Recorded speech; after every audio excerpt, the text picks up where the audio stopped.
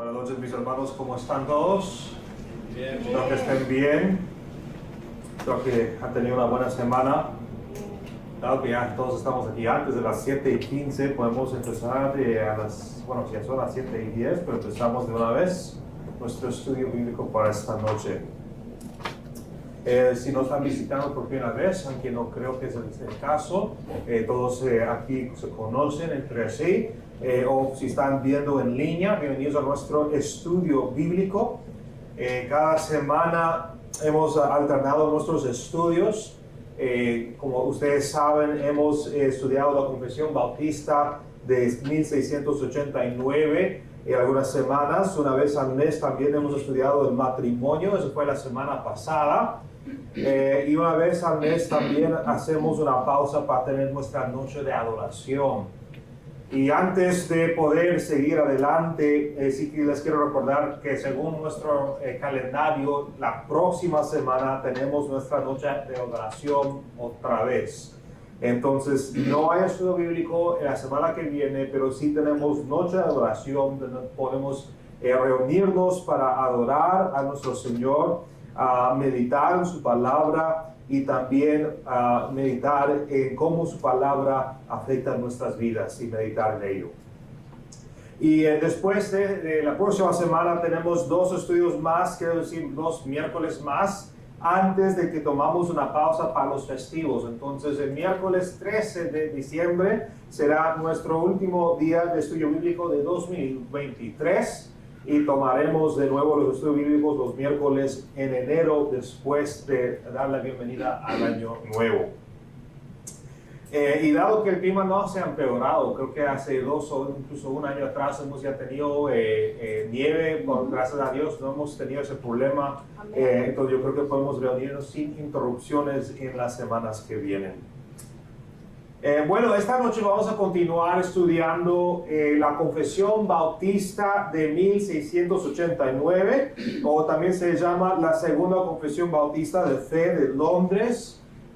Si no han estudiado anteriormente, es el resultado de varios líderes bautistas cristianos reuniéndose en el año 17 para proporcionarnos un resumen de lo que nosotros creemos y de lo que enseña las Escrituras. Y antes de seguir adelante, quería preguntar quién necesita tomar prestado un libro. Y algunos ya lo trajeron de su casa, pero si necesitan prestar uno.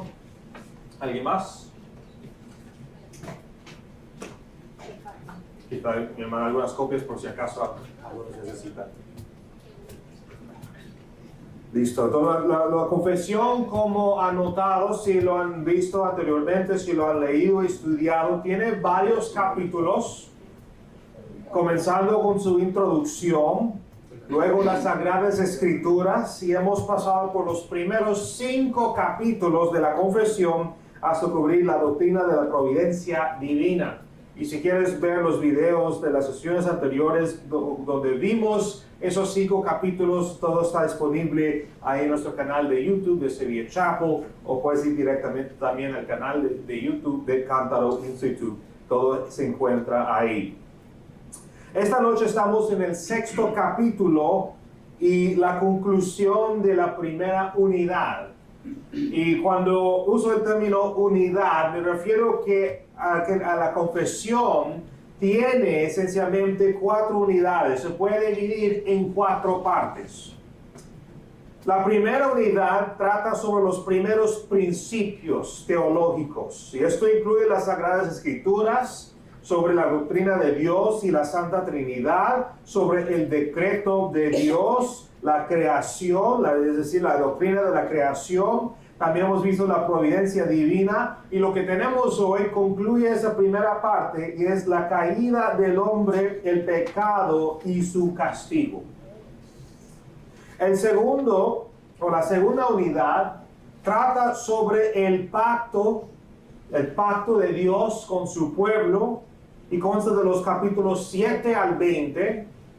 La tercera unidad se refiere a vivir centrados en Dios y consta de los capítulos 21 al 30, mientras que la cuarta unidad se refiere al mundo venidero, lo que está por venir, y consta de los capítulos 31 al 32.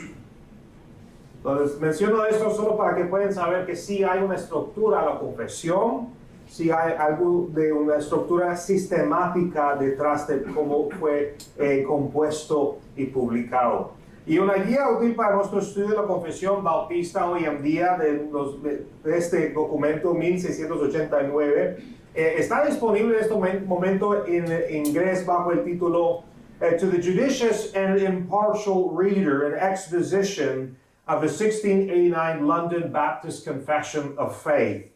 Y para muchos de ustedes que tal vez se preguntan, bueno, está en inglés y me facilita mejor leerlo en español. Recién me han informado que este libro, que sirve como una muy buena guía, tiene alrededor de 600 páginas y está de hecho siendo traducido al español por los mismos que publicaron esta confesión. Y el momento que se publique, nosotros como iglesia lo vamos a agregar a la biblioteca que tenemos abajo para aquellos que quieren tomarlo prestado para leer. De hecho, si no sabían, tenemos la biblioteca abajo, en este momento donde están reunidos los jóvenes. Tenemos varios libros en inglés, pero poco a poco estamos construyendo nuestra biblioteca en español. Entonces, si quieren ir abajo, ver lo que tenemos, tomar uno prestado, siéntese libre de hacerlo. Simplemente nos tienen que avisar cuál libro van a tomar prestado. Bueno, antes de continuar con nuestro estudio, quiero abordar nuevamente por qué estamos estudiando la Confesión Bautista de 1689. Porque es una pregunta que a veces nos pueden hacer los que están visitando nuestra iglesia. Tal vez es una pregunta que nosotros ya lo hicimos y nos olvidamos la respuesta. Y cuando alguien nos pregunta, no sabemos qué decir. Y es importante repasar por qué lo estamos estudiando. En primer lugar, nosotros como una iglesia, como la plantación Sevilla Chapel, queremos dejar bien claro que somos una iglesia bautista reformada. Eso significa que no somos una iglesia pentecostal, eso significa que no somos una iglesia anglicana o presbiteriana, somos una iglesia bautista reformada.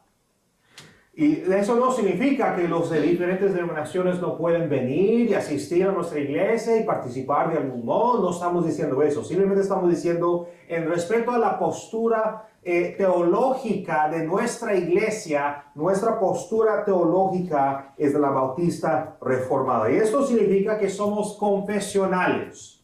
Es un término que no se usa a menudo en las iglesias hispanas, pero es un término usado así en la esfera de los angloparlantes, que somos una iglesia confesionales. Y eso significa que alineamos con una confesión reformada bíblica.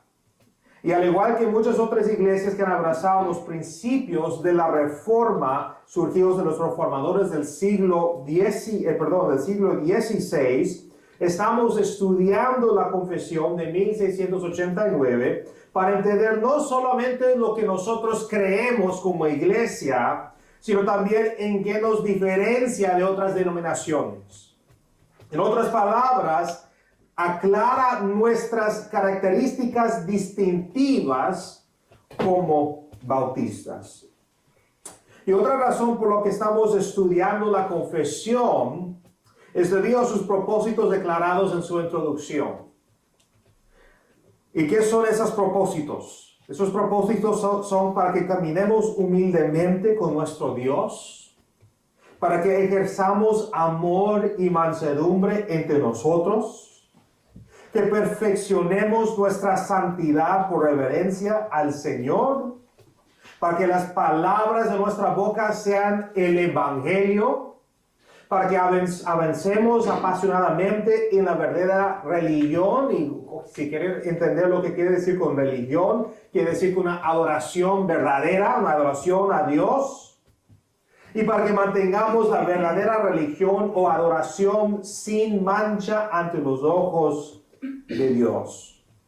Y luego está la séptima razón, que podemos reformar en primer lugar nuestros propios corazones y caminos. Eso es lo que significa ser reformado. Estamos buscando reformar nuestros propios corazones y caminos. Y cuando hablamos de reforma, cuando usamos la palabra de reformar, estamos presuponiendo que ha ocurrido algún tipo de deformación, un retroceso. Y podemos afirmar, por lo que hemos aprendido a través no solamente de la revelación creacional o en general de Dios, es decir, el mundo creado, sino también a través de la revelación especial que es la palabra de Dios, podemos afirmar que nuestros corazones, de hecho, se han deformado o se han desfigurado como resultado de la influencia corruptora del pecado. Y esta confesión, por lo tanto, sirve para guiarnos en la reforma de nuestros corazones y las formas que de él fluyen, de acuerdo con la enseñanza de las Escrituras, reconociendo, como lo hicieron los autores de esta confesión, que tal reforma solo puede realizarse mediante el poder y el ministerio del Espíritu Santo. Ahora, diciendo todo eso, uno podría malentender y pensar que la confesión está siendo elevado a estar al mismo nivel que la palabra de Dios. Eso no es cierto. La confesión es una guía, es un documento falible, es decir, que puede tener errores. ¿Por qué? Porque fue escrito por los hombres, no es inspirado, pero lo que comunica y lo que resume es infalible. ¿Por qué? Porque simplemente está resumiendo y comunicando lo que enseña la palabra de Dios, que sí es inspirada. Entonces vemos la confesión como una guía para ayudarnos, poder enseñar, poder instruir, poder guiar en nuestro desarrollo como iglesia en respecto a nuestras propias creencias. Entonces, si deseas aprender más sobre por qué deberíamos estudiar la Confesión Bautista 1689, aunque ya amplía un poco, voy a mandar más adelante un artículo a través de nuestro chat de iglesia, lo cual podrías leer más al respecto en español. Pero mientras tanto, yo creo que es suficiente simplemente decir que queremos ser una iglesia confesional. Queremos ser una iglesia que sostiene la confesión, que resume fielmente lo que la Biblia enseña como verdad, como verdadero, y que nosotros deberíamos reformar nuestros corazones y nuestras vidas según lo que enseña la palabra de Dios. Ahora, antes de abrir nuestra confesión para ir al 6º capítulo, tomamos unos minutos aquí para orar y preparar nuestras mentes y nuestros corazones.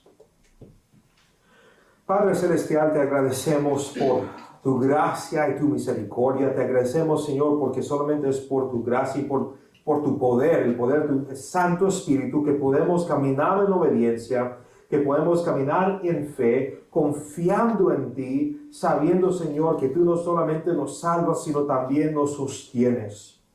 Y queremos, Señor, no solamente ser una iglesia que se reúne para disfrutar la comunión entre hermanos. Queremos también reunirnos y ser conocidos como el pueblo del libro, como algunos de los de afuera de la iglesia nos han llamado en nuestra historia desde antaño. Queremos ser reconocidos como un pueblo, como tu pueblo, un pueblo dedicado y totalmente apasionado con tu palabra, con lo que enseña tu palabra, porque es a través de tu palabra que podemos conocer a ti.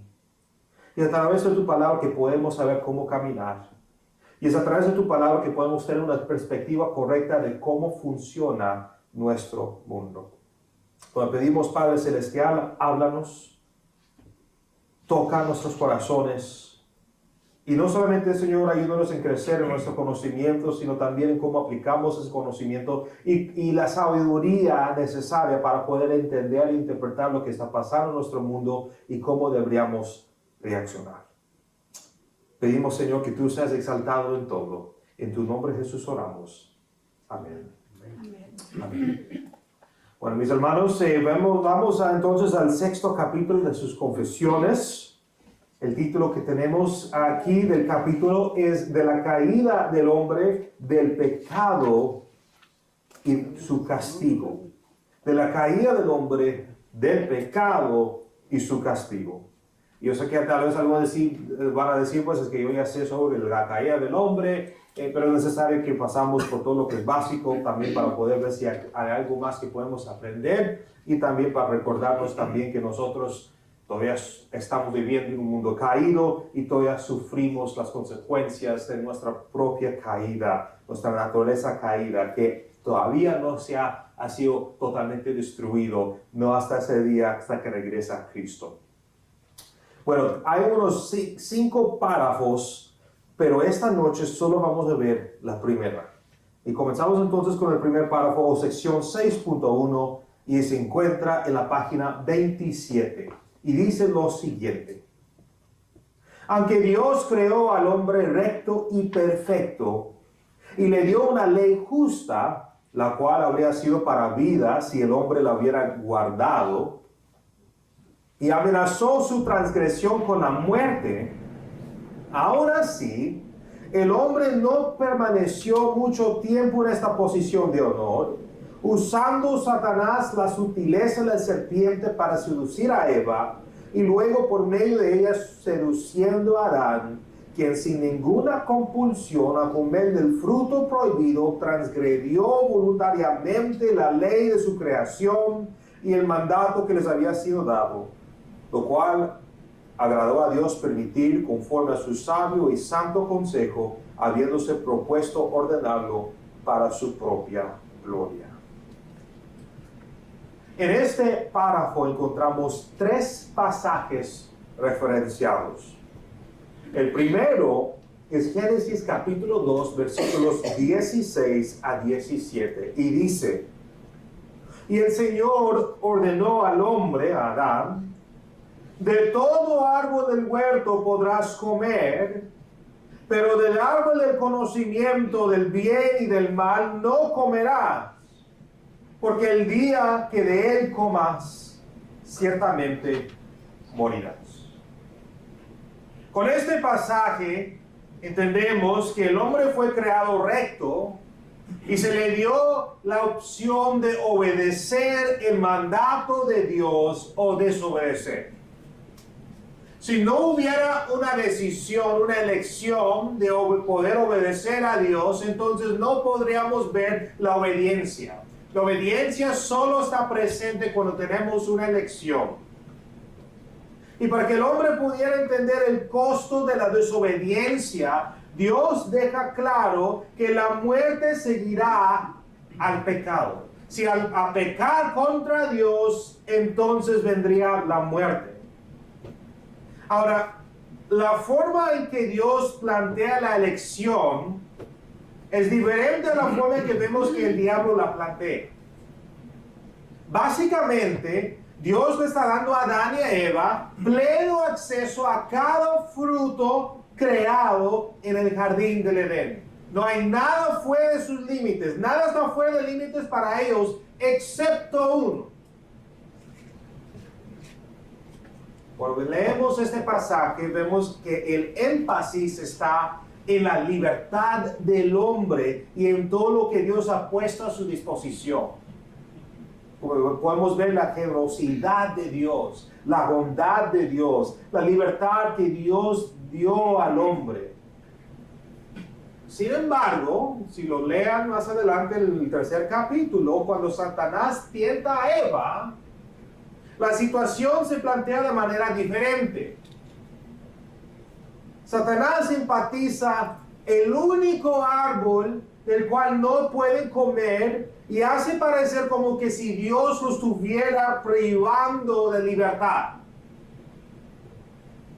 Vemos como un contraste de énfasis.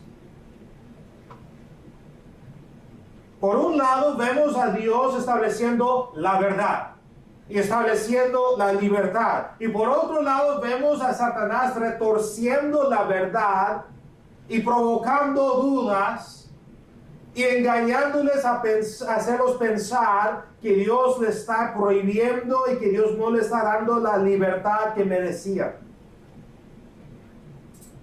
Bueno, como bien conocemos la historia de la caída del hombre, el hombre llega a creer que Dios sí le está privando de la divinidad, porque es lo que Satanás le ofreció.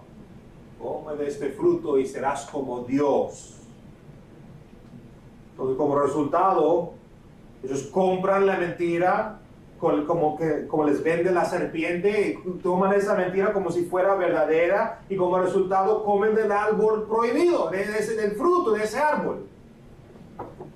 Y llegan a creer que no morirán, porque al momento de morderlo no murieron, sino que en cambio pensaron que se les iban a abrir los ojos y que serán como Dios, conociendo el bien y el mal. Pero voy a interpretar eso. Conociendo el bien y el mal tiene un significado diferente a lo que nosotros entendemos cuando lo leemos. Cuando lo leemos pensamos que simplemente es saber lo que es bueno y lo que es malo. Pero el hombre ya tenía ese conocimiento. ¿A través de quién? A través de Dios. Es un conocimiento derivado, no un conocimiento experimentado. Estaban experimentando la bondad de Dios, lo que era bueno a través de Dios y todo lo que Dios les dio. Pero el conocimiento era derivado cuando hablamos del conocimiento de la maldad. Pero el momento en que pecaron, adquirieron un conocimiento experiencial. Un conocimiento esencialmente que viene por la experiencia, por tomar una decisión, en hacerlo. Conocieron la maldad al hacer la maldad. Entonces vemos que eso es lo que pasó. Y la interpretación aquí, la manera que interpretaron esta oferta Adán y Eva, es que ellos pensaron que pudieron entonces establecer por ellos mismos lo que es bien y lo que es mal. Pensaron que ellos pudieran determinar eso como Dios, como dioses, como una diosa. Buscaron ser independientes e iguales a Dios de una manera que era antinatural para una criatura. Ya eran semejantes a Dios. Ya reflejaban la imagen de Dios. Pero lo que les faltaba, supuestamente a ellos, era esa postura de divinidad. Ellos no solamente querían ser semejantes a Dios, querían ser como Dios, de una manera que no es permitido para una criatura. Y a pecar en sus corazones, porque el pecado no solamente era en el momento de coger la fruta y comerlo. El pecado comenzó en el momento que creyeron en la mentira y la intención de comer ese fruto, ya pecaron. Entonces, al pecar en sus corazones, habían quebrantado el mandamiento de Dios y se habían traído sobre sí mismos la maldición del pecado. La maldición del pecado. Ahora, antes de examinar el segundo pasaje, déjame señalar, como le hice una vez antes, ya estaba aquí unas semanas atrás cuando hablé sobre la caída del hombre, que el árbol del conocimiento colocado en el jardín no era en absoluto especial como el árbol de la vida. El árbol de la vida sí era especial. El árbol de la vida era algo especial que también tenía un propósito de simbolizar o sirvió como un tipo profético para el Cristo que iba por venir, el Dios, el Hijo de Dios que iba a dar vida. Pero el árbol del conocimiento no era especial, no tenía unas propiedades especiales. Era un árbol natural como cualquier otro. Simplemente había sido apartado para este propósito. Lo que significa que Dios podría haber elegido cualquier árbol en el jardín para servir como el árbol del conocimiento. O sea, podía ser un árbol, podía ser el otro árbol, no importaba. No importaba. ¿Por qué tiene que ser así? Porque al ser un árbol natural como todos los demás, el hombre al obedecer a Dios en este único mandamiento habría aprendido a obedecer a Dios en relación con cada otro aspecto de la creación. Entiéndalo bien.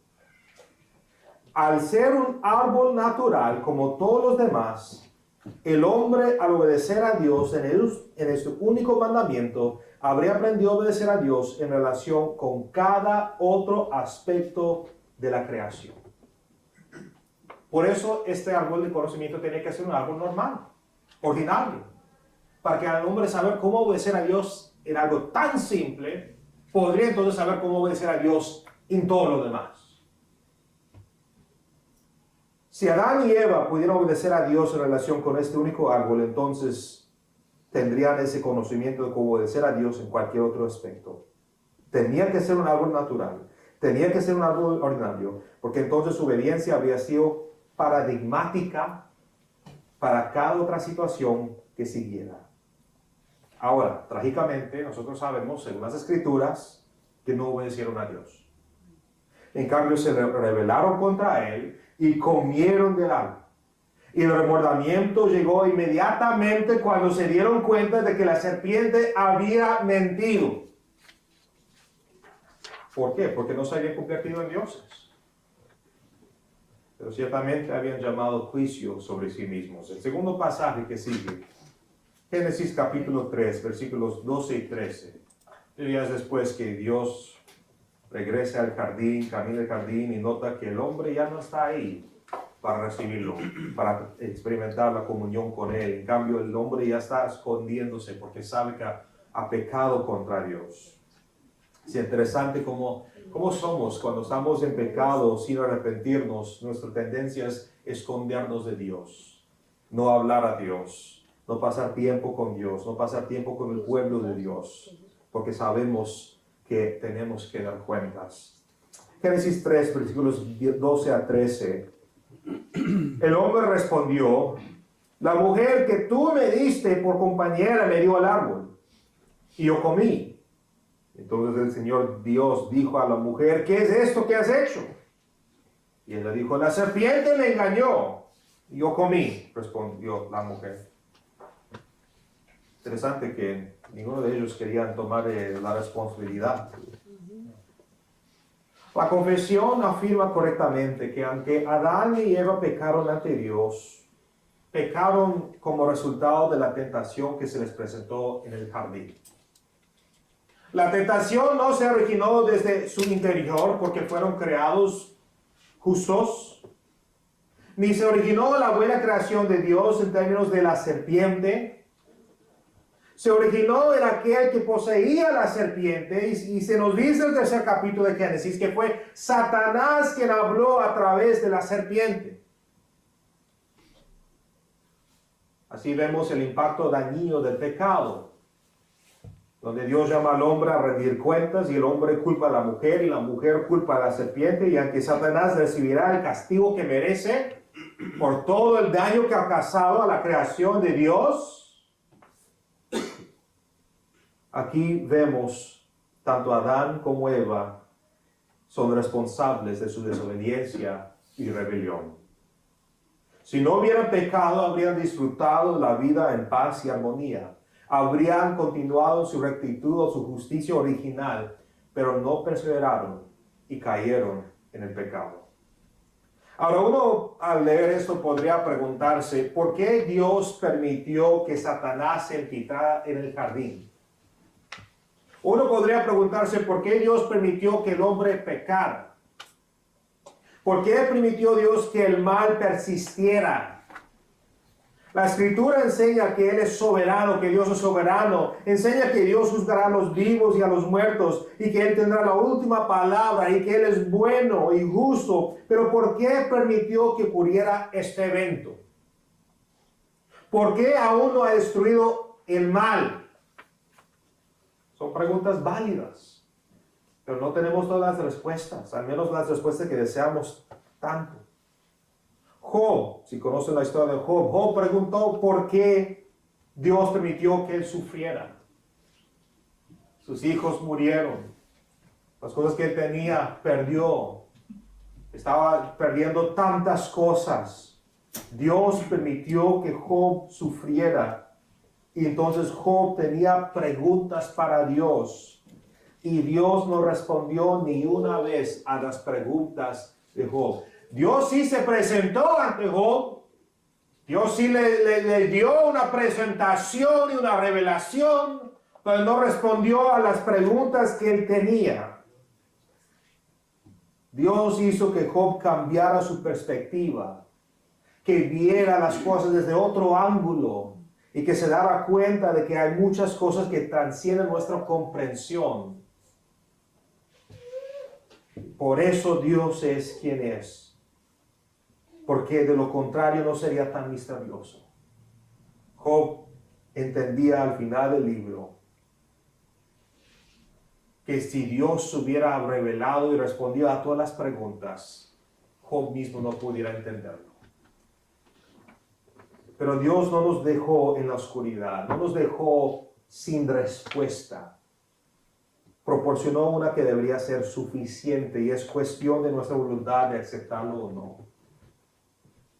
Aceptarla es someterse a su sabio consejo y a confiar en su soberanía y su voluntad. Pero rechazarla es rechazar a Él como nuestro Dios, como nuestro Señor y como el santo que tiene una razón moralmente suficiente para todo lo que hace.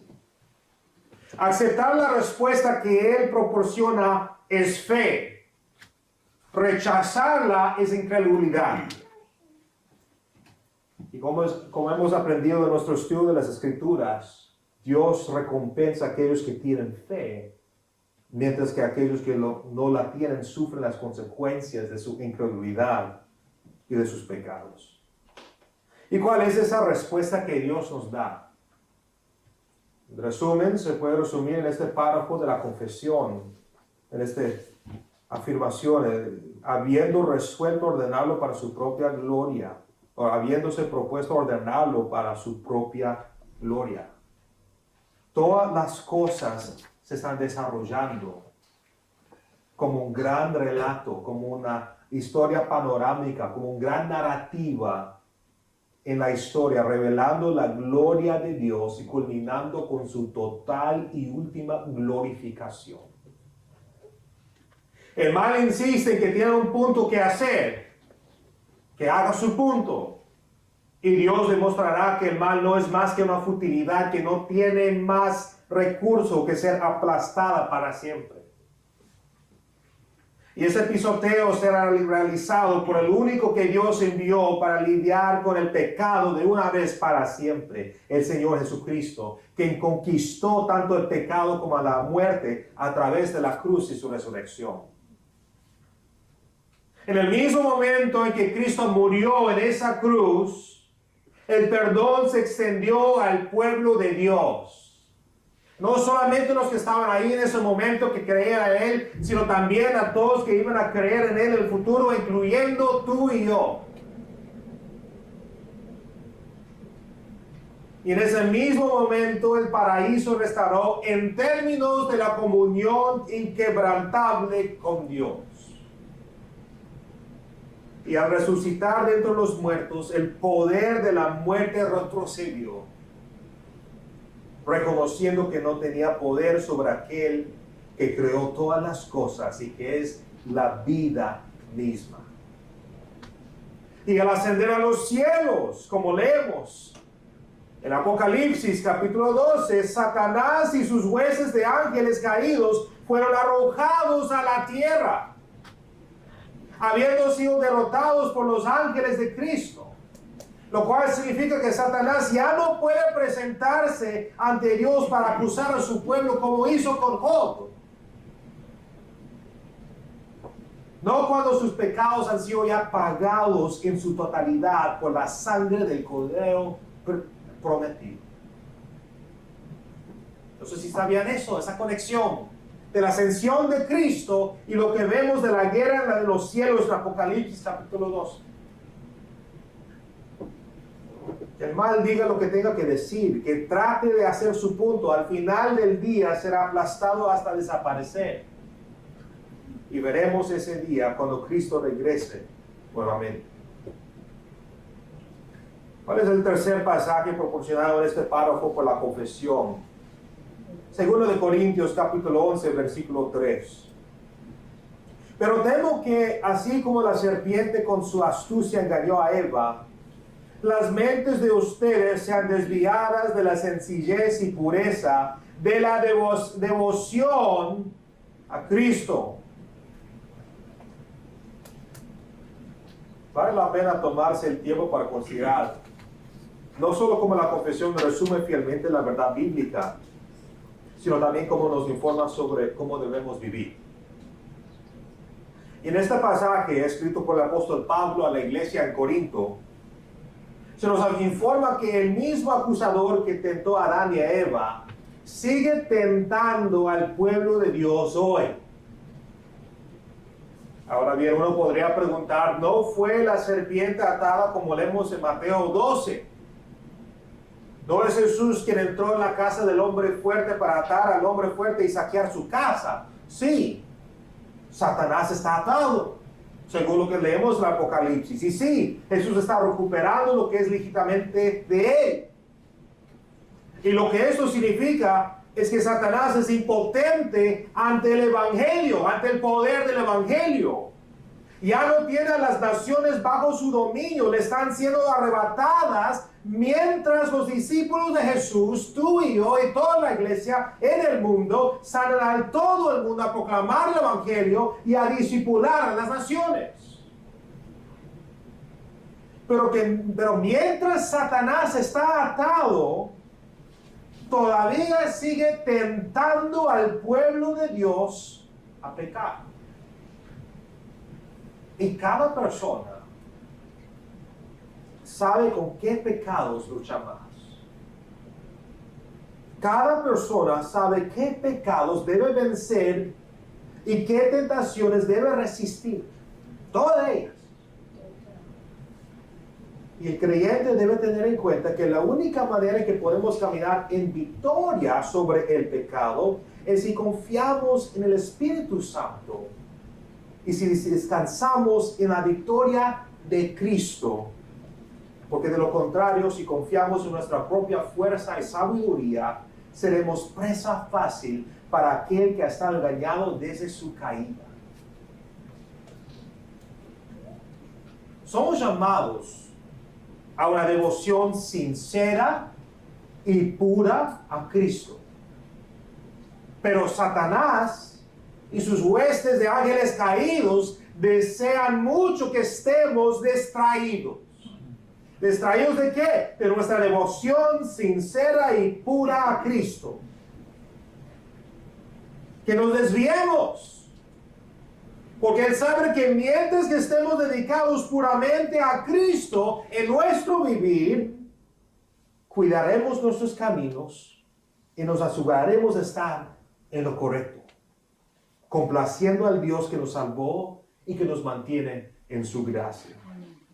Pero el momento en que apartamos la mirada de Jesús, el momento en que permitimos que la carne muestra su fea cara, en el momento que permitimos que el interés propio y el egoísmo y el orgullo contaminan nuestros pensamientos y nuestros corazones, ese es el momento en que caemos en el pecado. Por una razón que dicen que el pecado del orgullo es la raíz de todo pecado. ¿Por qué Dios permite que tales cosas afecten a su pueblo? Sabemos que vendrá un día en que esto ya no será posible. Sabemos que va a venir el día en que ya no existirá más el pecado y la maldad y el sufrimiento y todo lo demás. Y ni siquiera Satanás va a estar. Pero mientras tanto, ¿por qué Dios permite esto? Podríamos citar la necesidad de que el pueblo de Dios sea santificado y no estaríamos equivocados. Dios está trabajando en nosotros, no solamente para que podamos reflejar su imagen, sino también para que podamos madurar. Adán y Eva, cuando estaban en el jardín, eran ciertamente justos antes de pecar, pero no eran maduros. Dios está trabajando en nosotros para madurarnos, para santificarnos. Podríamos citar que aún no ha llegado el momento en que todos los elegidos de Dios hayan llegado a la fe. Y no estaríamos equivocados. Dios todavía está llamando a las personas a la salvación. Todavía está salvando a personas hoy. así como también está santificando su pueblo para que reflejen la imagen perfecta de su Hijo, Jesucristo. Pero todas las razones que podríamos reunir de nuestra lectura de la palabra de Dios, todos los cuales que son correctos, pueden resumirse de manera más simple, de una manera más hermosa, de una manera más satisfactoria, al afirmar que todo esto debe tener lugar según la voluntad soberana de Dios para la gloria de Dios. Mientras tanto, la pregunta que debemos hacernos es, ¿qué podemos hacer para guardar nuestros corazones y mentes? Mientras vivamos en este mundo, siempre vamos a lidiar con tentaciones. Así que esperar estar libres de tentaciones antes de que Cristo regresa es de muchas maneras imposible, irrealista. Sin embargo, la Escritura nos dice que debemos hacer, nos dice qué deberíamos hacer cuando estamos enfrentados con la tentación. Cuando José en el libro de Génesis fue tentado por la esposa de Potifar, para aquellos que no estén familiarizados con la historia, José era esclavo bajo Potifar y se destacaba por encima de los demás esclavos. Cuando fue tentado por la esposa, él huyó. Incluso cuando la esposa de Potifar agarró su vestidura, huyó, no se quedó. José era un hombre justo. Sabía que acostarse con la esposa de otro hombre estaba prohibido. Y cometer tal ofensa contra el hombre al que servía habría sido una traición mucho mayor. Él huyó en lugar de pecar. Y aunque fue acusado injustamente y encarcelado, lo cual estaba de acuerdo con la providencia de Dios, su ejemplo se convirtió en un paradigma. ¿Qué es un paradigma? Algo que deberíamos emular, un modelo para los demás. Se volvió en un paradigma para el resto de los creyentes. Por esto el apóstol Santiago escribe, así que sométanse a Dios, resistan al diablo y él huirá de ustedes. Santiago capítulo 4, versículo 7. Y antes de que alguien pueda decir, ¿qué ganó José al permanecer justo y no pecar si de todos modos fue arrojado a la prisión? Consideren que fue Dios quien luego lo elevó a la posición de segundo al mando en todo Egipto, sujeto solo al faraón. Es Dios quien juzga. Es Dios quien extiende gracia. Es Dios quien lleva cuentas. Es Dios quien es justo. No debemos obedecer los mandamientos de Dios simplemente por lo que podría seguir como consecuencia. Porque a veces las consecuencias de la desobediencia, las consecuencias de la obediencia son graves en este mundo caído. No rendir terreno a la justicia en este mundo caído puede tener graves consecuencias. No, nosotros deberíamos obedecer a Dios por quien es Él. Digno de alabar, digno de obedecer, digno de dedicar todas nuestras vidas. Y también por quienes somos nosotros. Y porque estamos destinados a reflejar su imagen perfecta al mundo. Cuando pecamos y somos perdonados, magnificamos su gracia. Y cuando caminamos victoriosamente en obediencia, magnificamos su gracia. Y el Dios que juzga a los vivos y a los muertos trabajará todas las cosas para el bien de su pueblo, para la gloria de su nombre. Entonces deposita tu confianza en el Dios que salva. Y pregúntate hoy mismo, ¿de qué manera estás siendo tentado? ¿Qué pecado está en tu puerta? Recuerdo cuando Dios habló a Caín antes de matar a su hermano. ¿Qué tentaciones te siguen a todas partes? ¿Y qué estás haciendo para resistirlas? Considera nuevamente las palabras de Santiago, capítulo 4, versículos 8 a 10. Acérquense a Dios y Él se acercará a ustedes.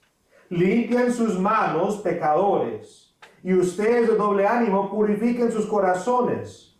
Aflíjanse, lamentense y lloren, que su risa se convierta en lamento y su gozo en tristeza. Humíllense en la presencia del Señor y Él los exaltará. ¿Qué significa este pasaje? Que debemos acercarnos a Dios. ¿Y cómo se hace esto? A través de Jesucristo. ¿Qué más dice? Que debemos limpiar nuestras manos y purificar nuestros corazones. ¿Podemos hacer eso nosotros mismos? No. Entonces, ¿cómo se hace esto? A través de Jesucristo, que nos limpia y nos purifica y purifica nuestros corazones. ¿Y sobre qué debemos afligirnos y lamentarnos?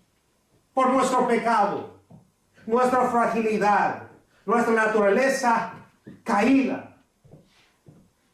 ¿Y qué significa convertir la risa en luto y la alegría en tristeza? Significa llegar a términos con el hecho que somos pecadores ante un Dios justo y santo.